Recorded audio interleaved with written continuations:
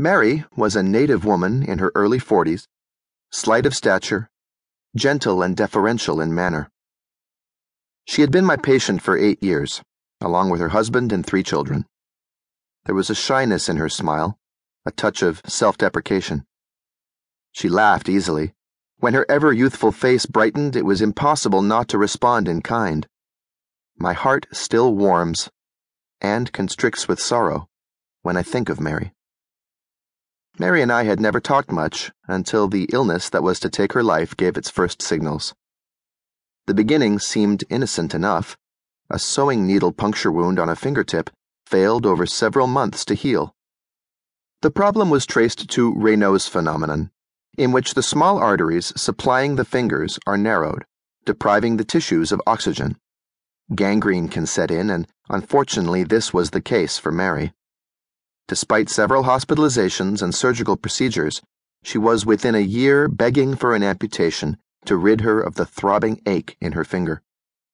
By the time she got her wish, the disease was rampant, and powerful narcotics were inadequate in the face of her constant pain. Raynaud's can occur independently or in the wake of other disorders. Smokers are at greater risk, and Mary had been a heavy smoker since her teenage years. I hoped that if she quit, normal blood flow might return to her fingers. After many relapses, she finally succeeded. Unfortunately, the Raynaud's proved to be the harbinger of something far worse. Mary was diagnosed with scleroderma, one of the autoimmune diseases, which include rheumatoid arthritis, ulcerative colitis, systemic lupus erythematosus, SLE, and many other conditions that are not always recognized to be autoimmune in origin, such as diabetes, multiple sclerosis, and possibly even Alzheimer's disease. Common to them all is an attack by one's own immune system against the body, causing damage to joints, connective tissue, or to almost any organ, whether it be the eyes, the nerves, the skin, the intestines, the liver, or the brain. In scleroderma, from the Greek word meaning hardened skin, the immune system's suicidal assault results in a stiffening of the skin, esophagus, heart, and tissues in the lungs and elsewhere. What creates this civil war inside the body? Medical textbooks take an exclusively biological view. In a few isolated cases, toxins are mentioned as causative factors, but for the most part, a genetic predisposition is assumed to be largely responsible. Medical practice reflects this narrowly physical mindset. Neither the specialists nor I, as her family doctor, had ever thought to consider what in Mary's particular experiences might also have contributed to her illness. None of us expressed curiosity about her psychological state before the onset of the disease, or how this influenced its course and final outcome.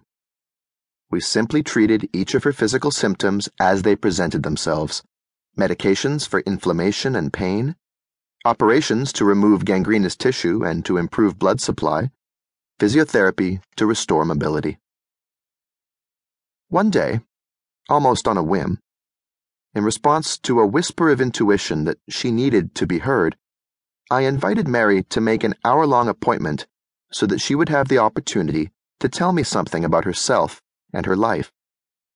When she began to talk, it was a revelation. Beneath her meek and diffident manner was a vast store of repressed emotion.